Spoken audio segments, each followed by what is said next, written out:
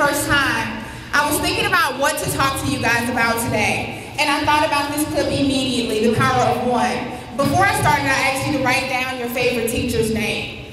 I started to think about teachers, I started to think about educators, and because we were behind schedule, Arnisha wasn't able to talk to you about my history. I have been in education for over 8 years. I'm a second-year doctoral student at Louisiana State University pursuing a PhD in education leadership. I have been in education for a while, and I understand the challenges, I understand the reality, but I also understand the power of one person. I think about my favorite teacher, Mr. Aguilar. My first day at Robert E. Lee High School in 1995, I got wrote up. My first day, my first morning. But it was 1995. Think about 1995. You were wearing, well, most people were wearing these really cute little thigh-high stockings. And so my skirt had to be a little shorter so that you can see the thigh-highs, right? Because what was the purpose of wearing thigh-highs if you couldn't see that, right? So anyway, the teachers did not appreciate that. So when I walked into school, my principal said, you know what, come here. Let's go to the office. And I was like, okay, great. What are we gonna do? He said, I'm writing you up. I said, why are you writing me up? He said, your skirt is too short. I was like, but it's a fashion statement, sir. You can't write me up because of fashion. So immediately, my first day at Robert E. Lee High, they knew that I was a fashionista/rebel. Mr. Mitchell, my science teacher, said, you know what, you need to meet Mr. Aguilar, the choir director. I couldn't sing a lick, but Mr. Aguilar said, you know what, I'm gonna have to watch you. You're gonna cause a lot of trouble. So when I thought about the power of one, I remember one teacher making a difference in my life the first day that I got in trouble. And I know that you guys have a lot of teachers, a lot of different people in your life that have inspired you. And today I want to know what inspires you to be that one person to make a difference in somebody's life. Can somebody tell me their legacy they want to leave behind professionally? Hello? Is anybody here? Thank you. If I had a prize, I'd give it to you. But will you settle for a Y5? For my students to know that I care. That you care? Oh, yeah, sorry. No, it's okay. My students know that I care. And how will you show your students that you care? By caring about their lives in and outside of school. Caring about their lives in and outside of school. That's exactly what Mr. Aguilar did with me. He knew my favorite uncle. He knew what I liked to eat. He knew when I came in kind of quiet, that meant I didn't feel well. That made a difference to me. And it does make a difference to know that your attitude and how you face the day with each and every one of your students makes a difference. But we're going to talk about the realities. This is one thing I don't want you to focus on, but this is one thing I think we definitely need to talk about. It's kind of like what your mom says, do as I say, not as I do. So I don't want you to think about it too much. I don't want you to focus on it, but I want us to understand and acknowledge the reality. How many people know that there are challenges in education? Definitely. Policies, procedures, classroom management, things that you have to face, that you really just want to do what you want to do and not have to worry about everything else. Parents.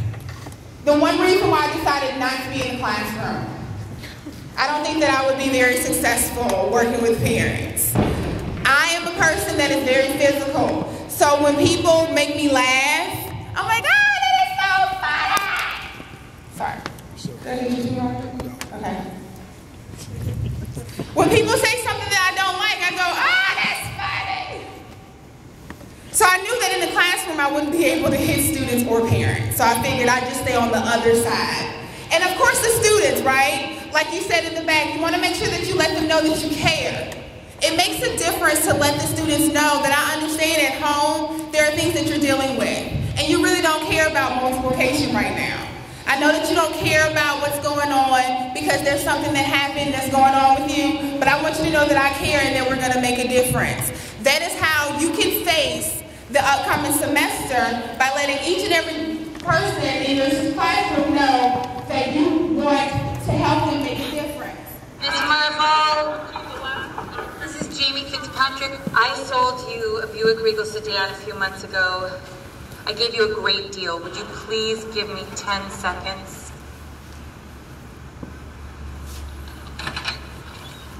Come on in.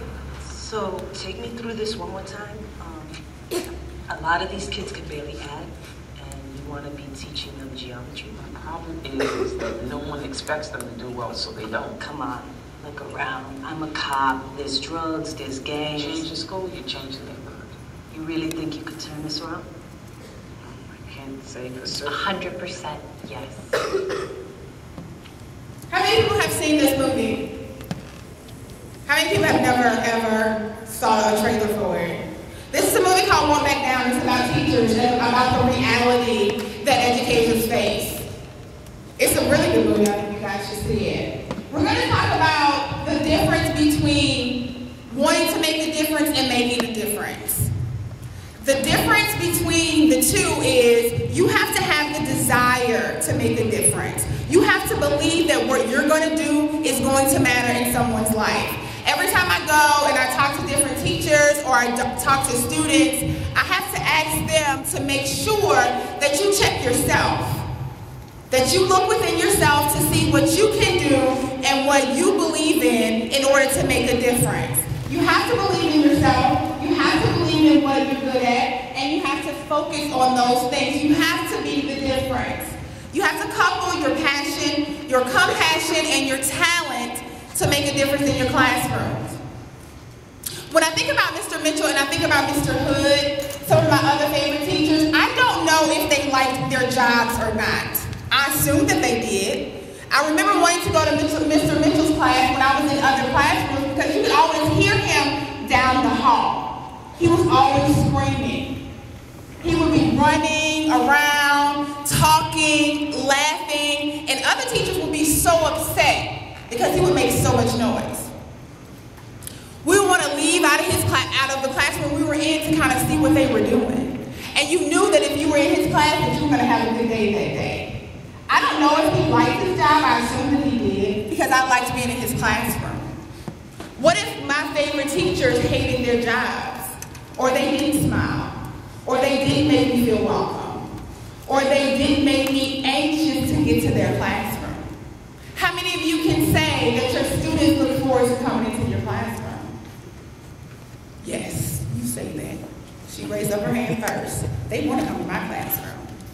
How many people know that you have to make a conscious effort to bring that smile, to bring that compassion, to make sure your students are like, oh, look, you know what? I had a bad day yesterday, but today's going to be a good day in her class. We're going to have fun. We're going to learn something. She's going to empower me to be the difference. Has anybody read the book, The Fred Factor? No? The Fred Factor is a book about a mailman named Fred. How many people know any mail carriers?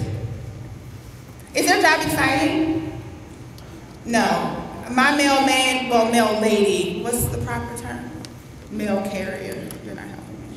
My mail carrier, she almost hits me every time she delivers the mail because she has her earbuds in, and I don't know if she's on the phone, if she's listening to Pandora. I'm not really sure what she's doing, but she's not paying attention to me. So every time I'm backing out, she's pulling up like I'm almost hit, and I'm like, okay, I'm sorry, ma'am, but I'm in your way. And so she comes in, she delivers the mail, and it's no big deal. Well, when I read The Fred Factor, I automatically thought about her. This is about Fred the mail carrier, and he's such an exceptional mailman, mail carrier, that everybody loves him. What makes him different? His job's not that fun. He gets to know each person, each house, the owners individually. So when are you going to be out on vacation? Okay, do you want me to put your mail